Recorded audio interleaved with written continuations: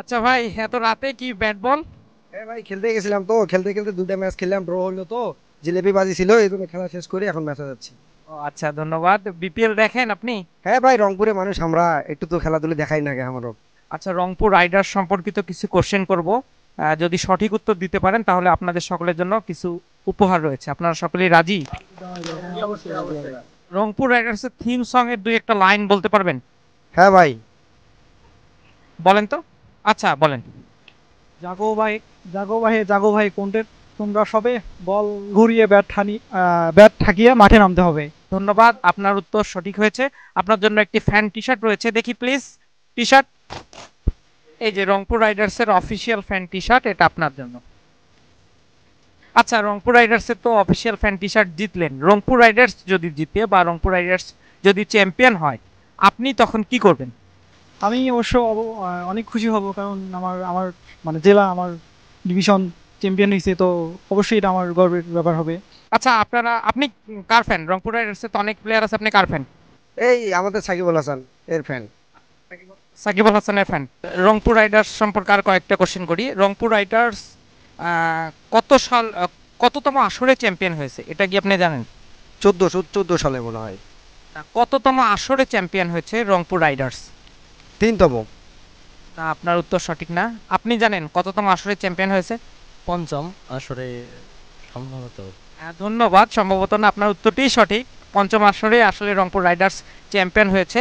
কাকে হারিয়ে চ্যাম্পিয়ন হয়েছে, মানে কাকে পরাজিত করে চ্যাম্পিয়ন হয়েছে, এটা জানেন? হ্যাঁ, ঢাকাকে হারিয়ে চ্যাম্পিয়ন হয়েছে। ওই ম্যাচে ক্রিস গেইল সেঞ্চুরি করেছিল এবং রংপুর রাইডার্স খুবই ভালো পারফরমেন্স করেছিল। ওই আসরটা আসলে রংপুরবাসী আমরা খুবই এনজয় করেছি।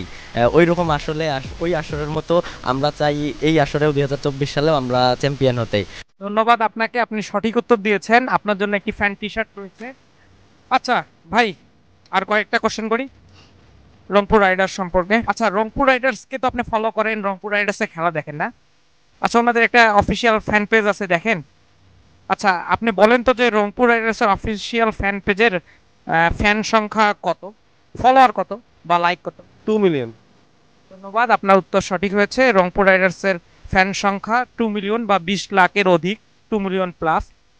রংপুর রাইডার্সের পক্ষ থেকে অফিসিয়াল একটি ফ্যান টি শার্ট আপনার জন্য। ধন্যবাদ। বলেন যে রংপুর রাইডার্সে খেলে গেছে এমন দুজন লিজেন্ডারি বিদেশি প্লেয়ারের নাম বলেন, যারা ইতিপূর্বে রংপুর রাইডার্সে খেলে গেছে। এটা এটা ভাই পরে আগে গত সিজনে যারা খেলছে তাদের নাম বলবো আমি।